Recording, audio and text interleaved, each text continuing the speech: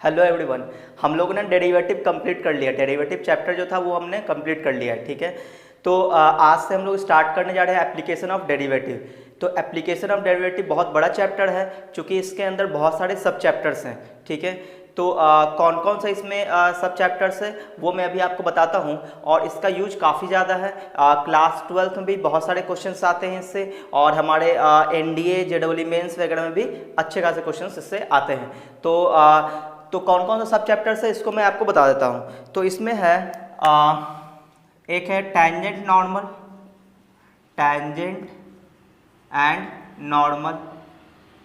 दूसरा है, एक तो टैंजेंट नॉर्मल हो गया, derivative, derivative as the rate of change, rate of change भी इसी में पढ़ेंगे हम लोग। अगला है रॉल्स थ्योरम, रॉल्स एंड एक और है Lagrange, Lagrange mean value theorem, mean value theorem. दोनों क्या है? मीन वैल्यू थ्योरम है, मीन वैल्यू थ्योरम्स। अच्छा, अगला है मोनोटोनिसिटी, मोनोटोनिसिटी।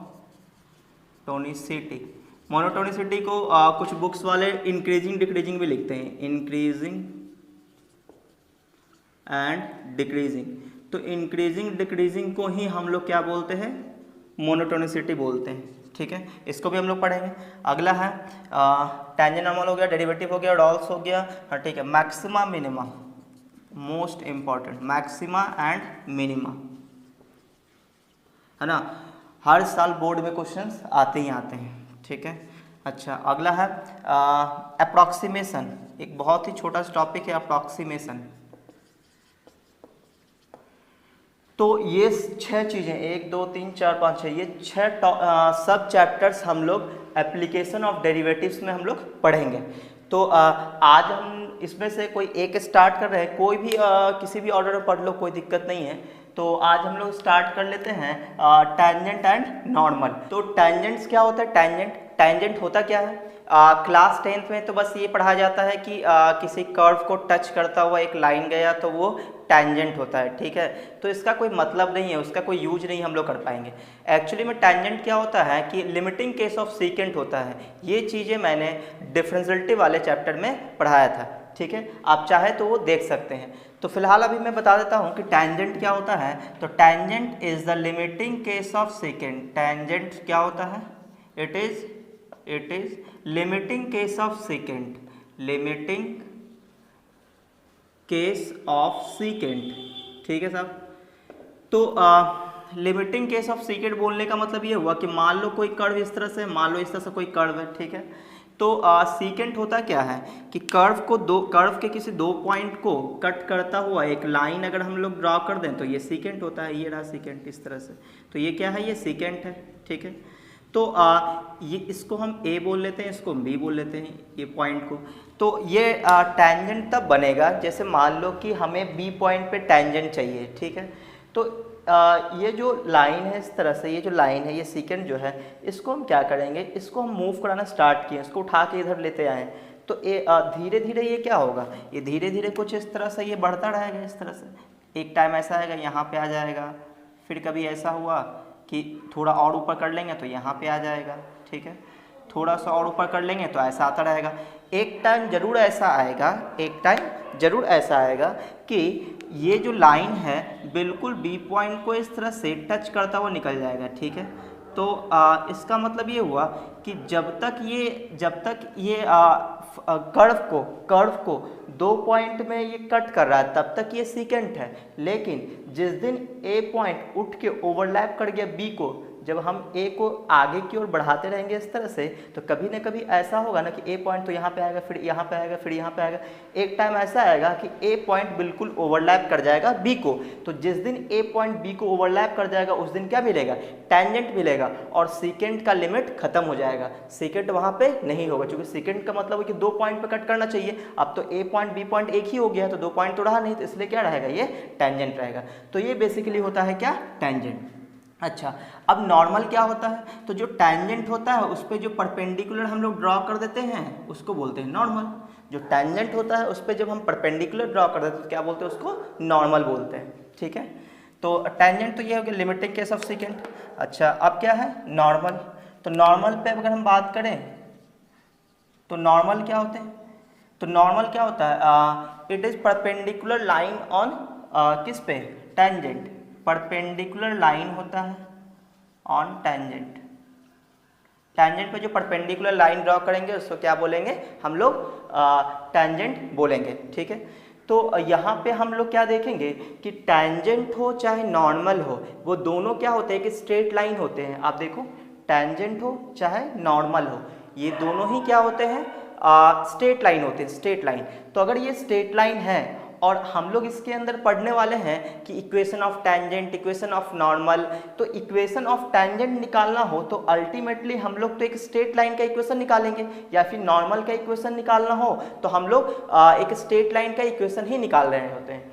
तो अगर स्ट्रेट लाइन का इक्वेशन निकालना है तो हमें दो चीज़ें चाहिए होता है। क्या, एक तो आप उस स्ट्रेट लाइन पे पॉइंट दे दो और एक स्लोप दे दो। तो हम y equal to y minus y equal to m into x minus x1 से क्या करेंगे, उसका इक्वेशन निकाल देंगे। ये हमने क्लास 11 से पढ़ा हुआ है। तो कहने का मतलब ये हुआ कि अगर हमें टेंजेंट का इक्वेशन चाहिए है तो उस टेंजेंट का स्लोप भी निकालना पड़ेगा। स्लोप अगर मिल जाए और उस पे कोई एक पॉइंट भी पता करना पड़ेगा कि किस पॉइंट पे टेंजेंट है, तो वो पॉइंट पता चल जाए और स्लोप पता चल जाए तो हम लोग इक्वेशन निकाल देंगे। तो हमारा टारगेट क्या है, स्लोप ऑफ टेंजेंट भी फाइंड आउट करना और किस पॉइंट पे पूछा गया वो पॉइंट भी देखना है हमें। ठीक है, तो हम लोग अब देखते हैं हम लोग कि स्लोप हम लोग कैसे निकालेंगे। ठीक है, तो हम लोग को टेंजेंट का इक्वेशन निकालने के लिए या फिर नॉर्मल का इक्वेशन निकालने के लिए उसका स्लोप भी हमें चाहिए होगा। तो मान लेते हैं कोई एक फंक्शन ले लेते हैं। ठीक है, कोई एक फंक्शन ले लेते हैं, फंक्शन नहीं हम बोल सकते हैं, हम कर्व बोल सकते हैं, क्योंकि यहाँ पे कर्व का ही टेंजेंट निकालेंगे। ठीक है, टेंजेंट का इक्वेशन या नॉर्मल का इक्वेशन। ठीक है, तो हम लोग क्या बोलेंगे, कर्व। तो एक कर्व ले लेते हैं, लेट अ कर्व, कोई एक कर्व हम लोग इस तरह से ले लेते हैं, y equal to f x. यहाँ पे कुछ भी हो सकता है, साइन एक्स tan x, कोई सर्कल का इक्वेशन वगैरह कुछ भी हो सकता है। ठीक है ना, तो मैंने एक जनरलाइज वे में y equal to f x कोई कर्व ले लिया। ठीक है साहब, अब हमें क्या करना है, इस पे हमें टेंजेंट का एक टेंजेंट देखना है, टेंजेंट का स्लोप देखना है, इक्वेशन देखना है, नॉर्मल का स्लोप इक्वेशन देखना है। तो पहले हम लोग क्या करते हैं कि इसको ड्रॉ कर लेते हैं। मान लो कि ये कोई कर्व है, ये हमारा x एक्सिस है, ये y एक्सिस है। ठीक है, और मान लेते हैं कि यही वो कर्व है, ये वो कर्व है। ठीक है, y equal to f x, ये क्या है, y equal to f x, ये है y equal to f x. ये कोई कर्व है जिसका इक्वेशन दे रखा है, y equal to f x क्या है, इक्वेशन ऑफ दिस कर्व। ठीक है, अच्छा, तो हमसे पूछा गया कि आप बताइए कि टेंजेंट का स्लोप बताइए। तो मैं बोलूँगा ना भैया टेंजेंट कहाँ पे बताना है, टेंजेंट तो हर एक बहुत सारे पॉइंट पे हो सकता है। यहाँ पे टेंजेंट कुछ और होगा, यहाँ पे टेंजेंट कुछ और होगा, यहाँ पे टेंजेंट कुछ और होगा। यानी टेंजेंट करता क्या है, उस कर्व के किसी पर्टिकुलर पॉइंट पे डायरेक्शन बताता है।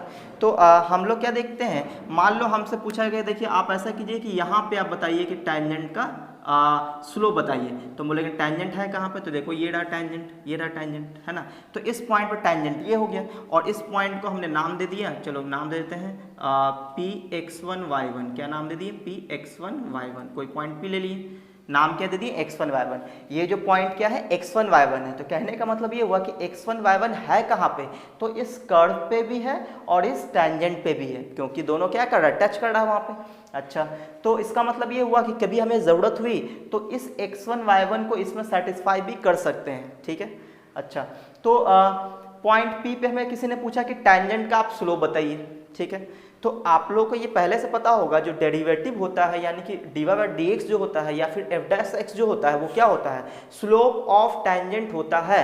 ये मैंने डेरिवेटिव जब चैप्टर स्टार्ट किया था तो वहाँ मैंने बताया था। ठीक है, इसका ज्योमेट्रिकल मीनिंग क्या होता है, तो डेरिवेटिव का ज्योमेट्रिकल मीनिंग ही है कि dy/dx देता क्या है, स्लोप ऑफ टेंजेंट देता है। क्या देता है, स्लोप ऑफ टेंजेंट। आप तो बिल्कुल ये कसम खा लो कि अगर कभी ऐसा हुआ कि कोई कर्व हो और उस कर्व का इक्वेशन दे रखा है तो आप उसका dy/dx निकाल दें, तो जो dy/dx होगा उसको हम लोग बोलेंगे स्लोप ऑफ टेंजेंट। क्या बोलेंगे, स्लोप ऑफ टेंजेंट। किसको, जो कर्व का इक्वेशन दे रखा होगा उसको हम डिफरेंशिएट कर देंगे, तो जो dy बाई dx होगा उसको क्या बोलेंगे, स्लोप ऑफ टेंजेंट। अब स्लोप ऑफ टेंजेंट किसी पॉइंट पे पूछा गया है, किस पॉइंट पे, x1 y1 पे, तो हम dy बाई dx निकालने के बाद क्या करेंगे, इस पॉइंट को उसमें सेटिस्फाई करा देंगे, तो dy बाई dx एक नंबर आ जाएगा, तो वो क्या मिलेगा, वो स्लोप मिलेगा। ठीक है, तो हम लोग क्या कर रहे हैं कि इस टेंजेंट, यही हमारा क्या है, ये क्या है, हमारा टेंजेंट है, ये क्या है, टेंजेंट। तो इस टेंजेंट का अगर हमें स्लोप चाहिए हो तो हम लोग क्या करेंगे, ये जो कर्व का इक्वेशन दे रखा है इसको डिफरेंशिएट कर देंगे, तो जो dy बाई dx आएगा वही क्या कहलाएगा, स्लोप कहलाएगा। और चूंकि हमें टेंजेंट इस पॉइंट पर चाहिए तो इस पॉइंट को उसमें सेटिस्फाई कर देंगे। ठीक है, तो हम लोग क्या बोलेंगे कि स्लोप ऑफ टेंजेंट की अगर हम बात करें, slope of tangent, slope of tangent, तो अगर हम लोग स्लोप ऑफ टेंजेंट की बात करें तो क्या बोलेंगे, स्लोप ऑफ टेंजेंट का मतलब हो जाएगा कि dy बाई dx, क्या हो जाएगा, dy बाई dx, और किस पॉइंट पे, तो x1 y1 पे, तो यहाँ पे क्या बोल देंगे, एट पॉइंट x1 y1। ऐसा लिखने का मतलब ये हुआ कि आप dy बाई dx निकाल लें, ठीक है, और वो वाला पॉइंट उसमें सेटिस्फाई कर दें। क्लियर। अच्छा, तो इसका मतलब ये हुआ कि dy बाई dx को f डैश x से बोलेंगे, तो f डैश x, ठीक है, कहाँ पे हमें चाहिए होगा, x1 y1 पे, x1 y1 पे, यहाँ पे लिख लेते हैं एट x1 y1, ठीक है, इस तरह से। तो dy बाई dx ही क्या होता है, स्लोप होता है। यानी कि हम लोग ये कसम खा लिए हैं कि dy बाई dx जैसे ही निकाल दिए तो उसको हम लोग क्या बोलेंगे, स्लोप ऑफ टेंजेंट बोलेंगे। ठीक है, इस बात को एकदम कसम खा लेना है।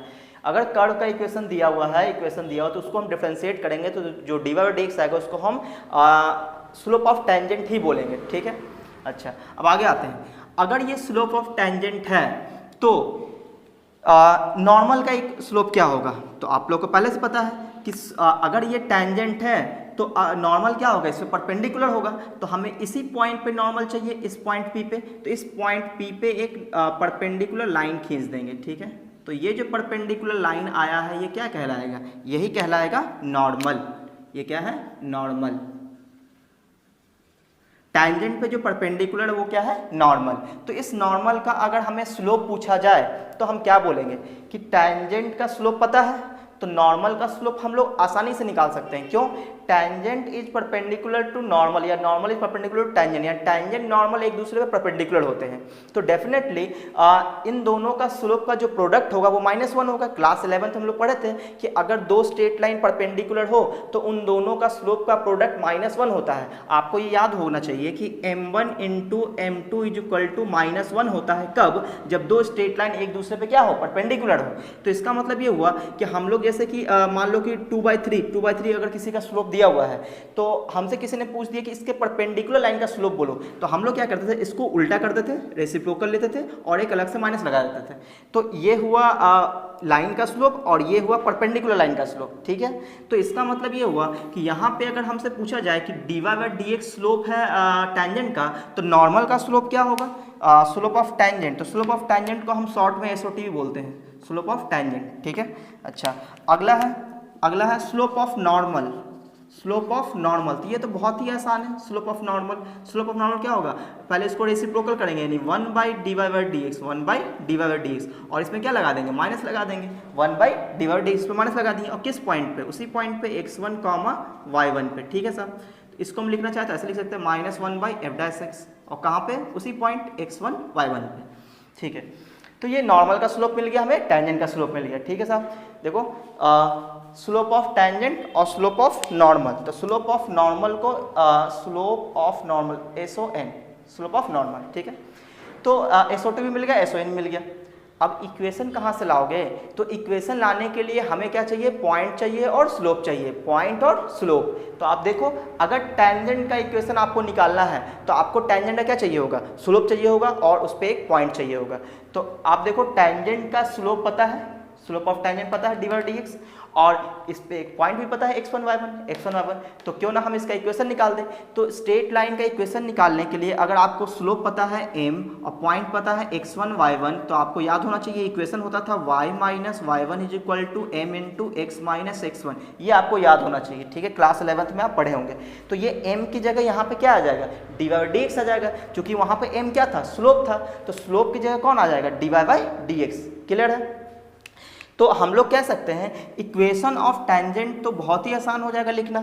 कैसे, इस तरह से कि इक्वेशन ऑफ, तीसरा इक्वेशन ऑफ टेंजेंट क्या होगा जी, इक्वेशन ऑफ टेंजेंट क्या होगा, eight x1 y1, eight point x1 y1, ठीक है।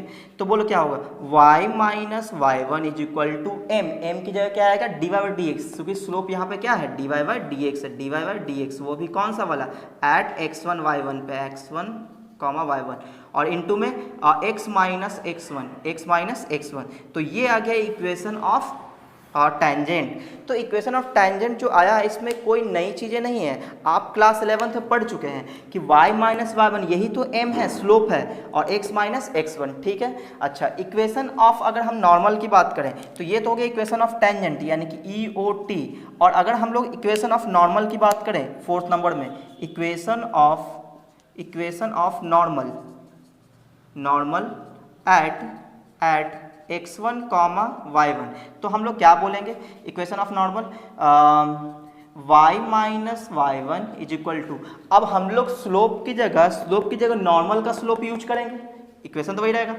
-1 अपॉन dy/dx, ठीक है, इंटू x माइनस x1, और ये जो dy/dx होगा कहाँ पे, एट x1 y1 पे। तो ये जो चीज़ें आया है ये क्या आया, इक्वेशन ऑफ नॉर्मल आया है, क्या आया, इक्वेशन ऑफ नॉर्मल, EON, सही है, इक्वेशन ऑफ नॉर्मल। तो हम लोगों ने देख लिया स्लोप ऑफ टेंजेंट भी, स्लोप ऑफ नॉर्मल, फिर equation of tangent, equation of normal, और जिसको याद रखना कोई बड़ी बात नहीं है, क्यों, क्योंकि ये हम लोग क्लास 11th में ही इस तरह का हम लोग पढ़ चुके हैं।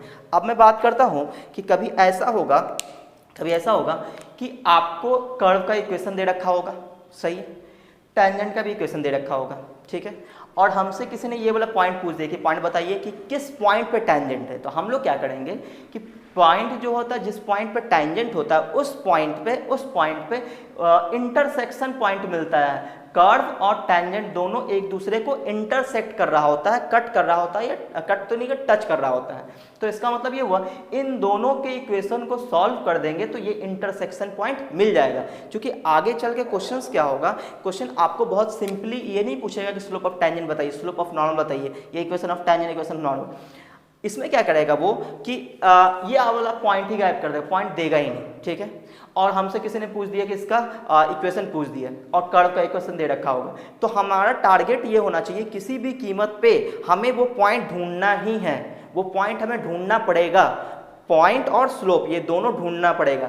तो सबसे ज़्यादा दिक्कत इसमें होता है कि पॉइंट की, तो पॉइंट क्या करता है, वो पॉइंट नहीं देता है, पॉइंट डायरेक्टली नहीं देगा, आपको खुद से निकालना पड़ेगा, आपको अपना दिमाग लगाना पड़ेगा, ठीक है। तो बेसिकली हम लोग फाइट कर रहे होंगे पॉइंट फाइंड आउट करने की, ठीक है।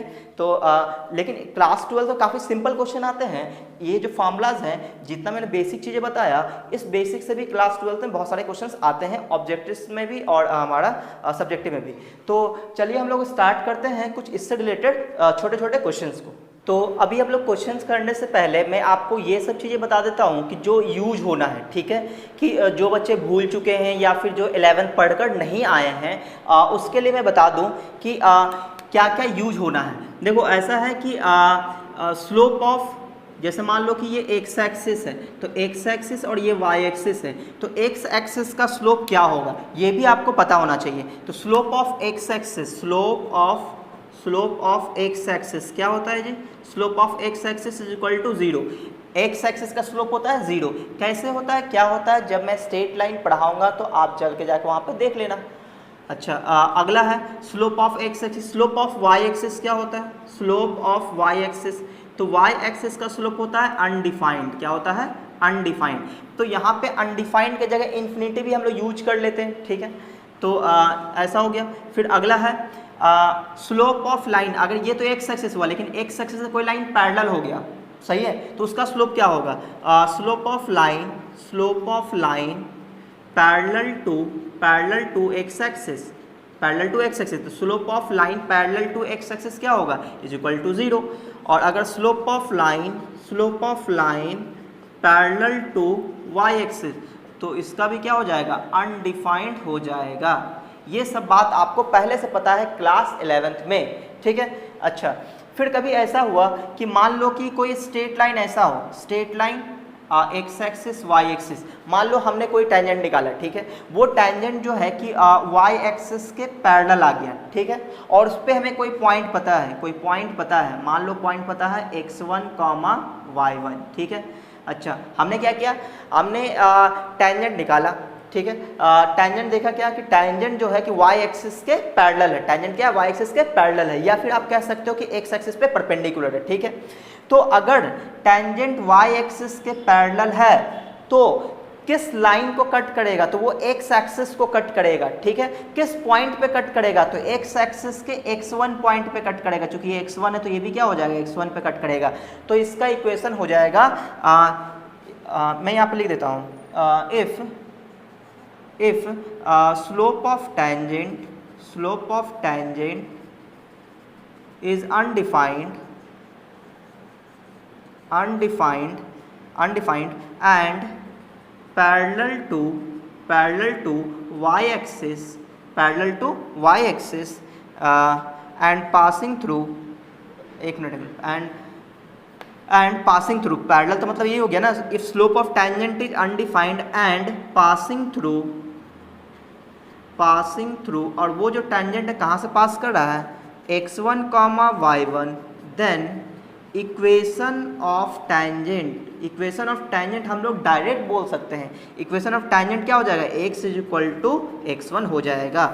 जो बात आप पहले से क्लास 11th में आप जानते हैं, जो बच्चे मुझसे ऑफलाइन पढ़ चुके हैं उसको पता होगा, मैंने ये याद करवाया था, ठीक है। अच्छा, अगर हम लोग सेम सिचुएशन, अगर हम लोग एक्स एक्सिस के पैरेलल बना दे तो क्या होगा, अगर लाइन एक्स एक्सिस के पैरेलल आ गया, मतलब टेंजेंट हम लोग देखे क्या कि एक्स एक्सिस के पैरेलल है, यानी डी बाई डी एक्स निकाले, क्या आ गया, 0 आ गया। एक्स एक्सिस के जो लाइन पैरेलल होगा उसका क्या स्लोप होगा, 0 होगा। अगर उसका स्लोप आ गया 0, यानी कि डी बाई डी एक्स आ गया 0, और वो किसी पॉइंट x1 y1 से पास कर रहा है, तो किसको कट करेगा, y एक्सिस को। तो इक्वेशन क्या हो जाएगा, y is equal to y1, कब, जब स्ट्रेट लाइन एक्स एक्सिस के पैरेलल हो और किसी पॉइंट x1 y1 से पास करे तब। तो इस बात को भी लिख ही देते हैं, है ना।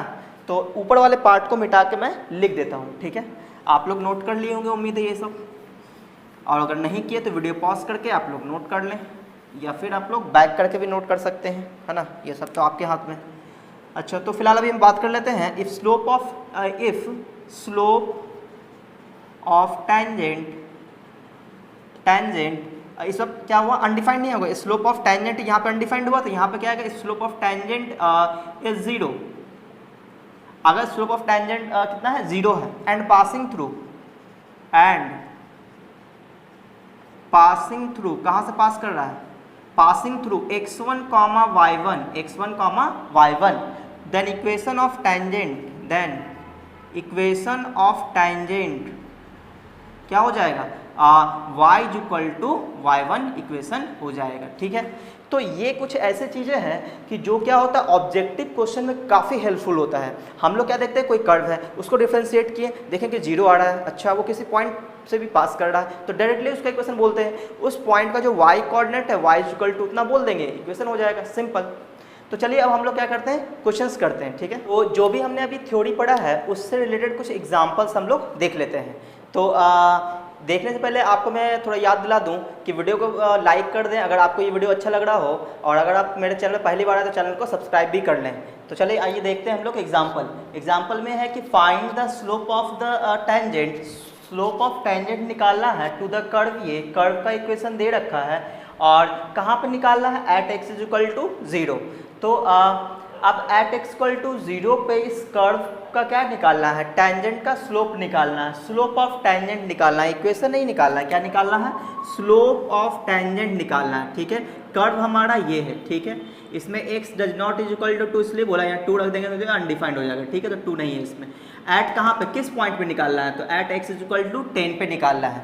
अब बच्चा सोच रहा होगा सर आप तो बोले थे x1 y1 पे इस तरह से x1 y1 पे, हाँ तो कोई बात नहीं ना, वो x कोऑर्डिनेट दे रखा है 10, तो आप ये समझो कि x कोऑर्डिनेट यहाँ पे 10 हो गया x1 की जगह, तो सर y1 की जगह क्या होगा, आपको अगर y1 चाहिए हो तो आप इस x को, x का वैल्यू इस पे रख दो, तो क्या आ जाएगा 10 माइनस 1 9 और 10 माइनस 2 8, तो 9/8 आ जाएगा, तो कितना आ जाएगा 9/8, तो ये रहा पॉइंट, ठीक है। मैंने पहले ही बोला था कि पॉइंट अगर निकालना हो तो थोड़ा आपको दिमाग लगाना पड़ेगा, ठीक है। तो अभी हमें फिलहाल हमें क्या निकालना है, स्लोप निकालना, तो मैं पहले स्लोप पे बात कर लेता हूँ, ठीक है। तो स्लोप आखिर निकालेंगे कैसे, तो स्लोप निकालने के लिए मैंने आपको पहले ही बोल दिया था कि आप बिल्कुल कसम खा लो कि अगर कर्व का इक्वेशन दे रखा है तो आप उसको डिफरेंशिएट कर दो, तो जो dy और dx आएगा वही क्या होगा, स्लोप ऑफ टेंजेंट होगा। तो गिवन कर्व क्या है, गिवन कर्व क्या है, y is equal to x minus 1 upon x minus 2। अब हम लोग इसको डिफरेंशिएट कर लेते हैं विद रिस्पेक्ट टू x, तो y का differentiation dy by dx is equal to कितना आ जाएगा जी, x माइनस 2 का स्क्वायर का होल स्क्वायर, फिर नीचे वाले टर्म को छोड़ देते हैं, ऊपर वाले टर्म का डिफरेंशिएशन तो 1 आ जाएगा, लिखने की जरूरत नहीं है, माइनस ऊपर वाले को छोड़ देते हैं और नीचे वाले का डिफरेंशिएशन भी 1 आ जाएगा। तो इसको अगर हम लोग सॉल्व कर लें तो x minus 2 minus x plus 1 आ जाएगा, नीचे x माइनस 2 का होल स्क्वायर। तो यहाँ पे क्या देखते हैं, x और x कैंसिल हो रहा है, x और x कैंसिल हो गया, तो फाइनली हमारे को क्या बचा है, माइनस 2 अपॉन x माइनस 2 का होल स्क्वायर, ये बच गया। लेकिन उसने हमें क्या पूछा कि आप स्लोप ऑफ टेंजेंट बताइए at x is equal to 10 पे, तो हम क्या बोलेंगे कि यहाँ पे लिख लेते हैं कि dy by dx at x is equal to 10 पे, तो जहाँ भी x वहाँ पे क्या रख देंगे, 10 रख देंगे, तो माइनस 2 अपॉन x से क्या रखेंगे 10, तो 10 माइनस 2 8 का स्क्वायर 64 और 32 टाइम्स में तो माइनस 1/32 आएगा, ठीक है। तो ये जो माइनस 1/32 आया है क्या है, स्लोप ऑफ टेंजेंट आया है, ठीक है। अब बच्चा बोलेगा सर ये अब y का वैल्यू का यूज नहीं हुआ, अगर यूज होता तो क्या करते, अगर मान लो कभी ऐसा होता कि आप dy और dx निकालें और उसमें कहीं पे y भी आ गया होता, मान लो ऐसा, तो हम क्या करते हैं, x का वैल्यू दिया हुआ था, इसको इसमें रख देते हैं, y का वैल्यू आ जाता तो y के जगह वो वाला वैल्यू यहाँ पे रख देते हैं, जैसे कि y का वैल्यू यहाँ पे 9/8 आया था, तो हम लोग अगर यहाँ पे y बच जाता तो यहाँ पे y की जगह 9/8 रख देते हैं, ठीक है। अच्छा, अब अगला क्वेश्चन, अच्छा मान लो इसी क्वेश्चन में किसी ने पूछा कि आप स्लोप तो टेंजेंट का निकाल चुके हैं, आप इक्वेशन बताइए, तो इक्वेशन निकालने के लिए स्लोप चाहिए होगा और पॉइंट चाहिए होगा। तो देखो पॉइंट तो आपको पता है x इज इक्वल टू 10 है, तो y कोऑर्डिनेट तो आप खुद से निकाल लोगे, 9/8 आया था, तो 10, 9/8 तो पॉइंट हो गया, स्लोप हो गया माइनस 1/32, तो इक्वेशन क्या हो जाएगा, y माइनस y1 यानी कि y minus 9/8 is equal to m का मतलब minus 1/32 into x minus x1 यानी कि x माइनस 10 हो जाएगा, सही है इक्वेशन ऑफ। अच्छा मान लो ये आया है स्लोप ऑफ टेंजेंट, किसी ने पूछा कि आप नॉर्मल का स्लोप बताइए, तो नॉर्मल का स्लोप तो डायरेक्टली हम लोग नहीं निकाल सकते, पहले हमें स्लोप ऑफ टेंजेंट ही निकालना पड़ेगा, फिर उसको रेसिप्रोकल करके माइनस लगा देंगे तो वो क्या हो जाएगा, स्लोप ऑफ नॉर्मल हो जाएगा। तो ये स्लोप ऑफ टेंजेंट माइनस 1/32 है, तो स्लोप ऑफ नॉर्मल क्या होगा, तो पहले आप इसका रेसिप्रोकल करो, तो 1/32 का रेसिप्रोकल 32 हो गया और उस पर माइनस लगा दो, माइनस पहले से लगा हुआ है, तो माइनस लगाने क्या हो जाएगा, प्लस हो जाएगा, यानी कि 32 सिर्फ 32 जो है वो क्या होगा, स्लोप ऑफ नॉर्मल होगा। फिलहाल हम लोग अगले क्वेश्चन में बात कर लेते हैं, अगले एग्जाम्पल। तो अगला एग्जाम्पल है find the slope of the tangent, क्या निकालना है इसमें, फिर से स्लोप ऑफ टेंजेंट ही निकालना है टू द कर्व, ये कर्व का इक्वेशन दे रखा है कहाँ पे, at the point whose x coordinate is 2, whose x coordinate is 2, किस पॉइंट पे चाहिए, तो कर्व के उस पॉइंट पे आपको टेंजेंट बताना है जिस पॉइंट का एक्स कोऑर्डिनेट कितना है 2 है। तो ये चीज़ें हो, ये चीज़ें दोनों एक ही बात है, यहाँ पे इसने x इक्वल टू 10 बोल दिया, ये भी बोल सकता था at that point where x coordinate is 10, ऐसा भी बोल सकता था। तो ये चीज़ें दोनों एक ही बात है, कोई बड़ी बात नहीं है। तो हम लोग क्या करेंगे, इसको फट से इसको डिफरेंशिएट कर लेंगे, किसके लिए, फॉर स्लोप ऑफ टेंजेंट के लिए। तो dy बाई dx कितना आएगा जी, यहाँ पे 3x² माइनस 1 प्लस 0 आ जाएगा। अब हमसे क्या पूछा गया था कि आप dy बाई dx निकालिए। अच्छा, ये जो dy बाई dx इसको लिखना चाहिए हमें, क्या लिखना चाहिए कि स्लोप ऑफ टेंजेंट है, क्या स्लोप ऑफ टेंजेंट, क्योंकि इस चीज़ को हम लोग कसम खाए थे कि जो dy dx होगा उसको हम नाम दे देंगे स्लोप ऑफ टेंजेंट, ठीक है। तो यहाँ पे dy dx कितना आने वाला है at x is equal to कहाँ पे 2 पे, क्योंकि x कोऑर्डिनेट कितना बोला था 2 बोला था, तो x की जगह कितना रखेंगे 2, तो 2 2 जा 4 4 3 जा 12 12 माइनस 1 तो 11 आ जाएगा। तो ये क्या आया, ये आया slope of tangent, slope of tangent, ठीक है। अगर किसी ने पूछा कि स्लोप ऑफ नॉर्मल बताइए तो -1/11 बोल देंगे, रेसिप्रोकल करके माइनस लगा देंगे। अच्छा, किसी ने मान लो इक्वेशन पूछ दिया, तो इक्वेशन निकालने के लिए हमें पॉइंट चाहिए और स्लोप चाहिए, तो पॉइंट पता है और सॉरी स्लोप पता हो गया, पॉइंट कहाँ से आएगा, तो x कोऑर्डिनेट कितना दिया हुआ है 2, तो इसको हम कर्व पे रख देंगे। अच्छा, आप लोग बोलेंगे कर्व पे सर क्यों रखेंगे, क्योंकि टेंजेंट जब हम लोग निकालते हैं किसी पॉइंट पे तो वो पॉइंट कहाँ पे होता है, कर्व पे भी होता है, मैंने अभी बताया था थ्योरी में। तो x इक्वल टू 2, जैसे मान लो मैं कोई रफ एक ग्राफ ले लेता हूँ, चलो ये मान लो कोई एक रफ ग्राफ मैंने इस तरह से ले लिया, ठीक है, और हमसे पूछा गया कि आप उस पॉइंट पे टेंजेंट का स्लोप बताइए जिस पॉइंट पे उसका x कोऑर्डिनेट 2 है, सही ना, और इसका इक्वेशन दिया हुआ है, यही क्या है इसका इक्वेशन है इसका, ठीक है, ये इसका इक्वेशन है। तो देखो p का x कोऑर्डिनेट दिया हुआ है, तो इसी x कोऑर्डिनेट को इसमें रख देंगे तो y का जो वैल्यू आएगा वही क्या होगा, इस पर पॉइंट आ जाएगा। जैसे मान लो हम 2 रख दें तो 8 माइनस 2 6 और 6 प्लस 1 कितना हो जाएगा 7, तो ये हो जाएगा 2,7, तो 2,7 ये पॉइंट आ जाएगा। इसका स्लोप अभी भी हम लोग निकाले कितना है, इसका स्लोप 11 निकाले हैं, तो हम चाहें तो इसका इक्वेशन भी निकाल सकते हैं, इस टेंजेंट का इक्वेशन भी हम लोग निकाल सकते हैं, नॉर्मल का भी इक्वेशन निकाल सकते हैं, हमसे जो पूछा जाए अभी हम सब निकाल सकते हैं यहाँ पे, ठीक है। तो चलिए कुछ और छोटा क्वेश्चंस देख लेते हैं। तो अगला एग्जांपल है कि show that tangent to the curve y equal to x square minus 5x plus 6 at the points 2,0 and 3,0 are at right angle. मतलब ये हुआ कि ये जो कर्व दे रखा है, ये कर्व, इस कर्व पे जो टेंजेंट होगा, tangent to the curve, tangent जो होगा 2 पॉइंट पे, किस किस पॉइंट पे, एक पॉइंट हो गया 2,0, एक पॉइंट हो गया 3,0, इन दोनों पॉइंट पे जो टेंजेंट होगा वो आपस में राइट एंगल बनाएगा, ये बात हमको प्रूफ करना है। तो आप देखो कि 2 टेंजेंट अगर राइट एंगल बना रहा है तो इसका मतलब 2 टेंजेंट, 2 लाइन एक दूसरे पे क्या है, परपेंडिकुलर है, तो 2 लाइन एक दूसरे परपेंडिकुलर होता है तो कंडीशन क्या होता है कि उन दोनों लाइन के स्लोप का प्रोडक्ट -1 होता है। ये हम लोग कहाँ पढ़े थे, क्लास 11th में स्ट्रेट लाइन पे, ठीक है। तो 2 स्ट्रेट लाइन जब आपस में परपेंडिकुलर हो तो दोनों का स्लोप का प्रोडक्ट -1 होता है, तो हम लोग यहाँ पे क्या करेंगे कि दोनों पॉइंट पे इस कर्व का डिफरेंशिएशन देखेंगे, इस कर्व को डिफरेंशिएट करेंगे और इस पॉइंट को रख देंगे, तो एक स्लोप आ जाएगा, slope of tangent eight point 2,0 निकाल लिए। फिर हम लोग निकालेंगे slope of tangent eight point 3,0, ठीक है। उन दोनों का स्लोप का प्रोडक्ट अगर -1 आया तो हम लोग क्या बोलेंगे कि दोनों टेंजेंट क्या है, एक दूसरे पे परपेंडिकुलर है, ठीक है साहब। तो हम लोग स्टार्ट करते हैं, जो हमारा गिवन इक्वेशन है, तो गिवन इक्वेशन क्या है कि y equal to x square minus 5x plus 6, सही है। हम लोग इसको डिफरेंशिएट करते हैं with respect to x, differentiate को क्यों कर रहे हैं, स्लोप निकालने के लिए। y का डिफरेंशिएशन dy बाई dx कितना आ जाएगा जी, 2x माइनस 5, कितना आ गया 2x माइनस 5। अब हम लोग क्या करेंगे, स्लोप निकालेंगे, स्लोप ऑफ टेंजेंट एट 2,0, तो कितना आ जाएगा, तो इसी में क्या रखेंगे 2,0 रख देंगे, तो x की जगह 2 रखेंगे, y की जगह 0 रखेंगे, तो इसमें तो y है नहीं, तो सिर्फ x की जगह कितना रख देंगे 2 रख देंगे, तो जैसे ही x की जगह 2 रखेंगे कितना आ जाएगा 2 2 जा 4 4 माइनस 5 यानी कि -1 आ जाएगा, सही है।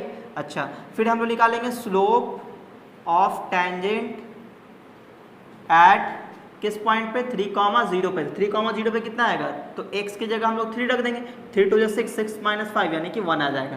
तो हम लोग क्या बोलेंगे, slope of tangent, slope of tangent eight 2,0 into slope of tangent eight कहाँ पे 3,0 इज इक्वल टू कितना आ रहा है -1 आ गया।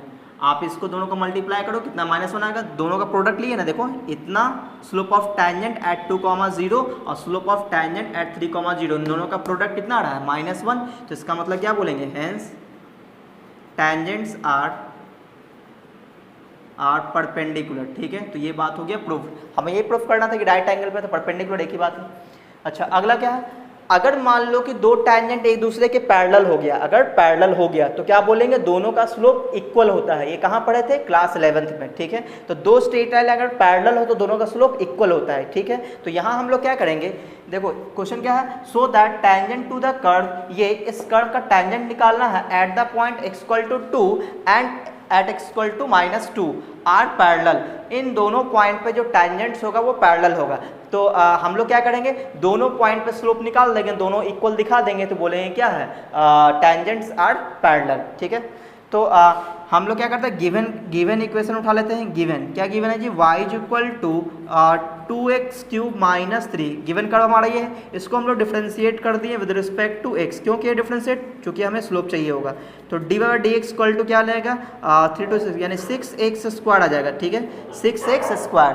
अब जरा बताओ x की जगह हम लोग 2 रखेंगे या x की जगह -2 रखेंगे, कोई फर्क नहीं पड़ेगा, आंसर सेम आएगा। तो हम यहाँ पे क्या लिखेंगे, स्लोप ऑफ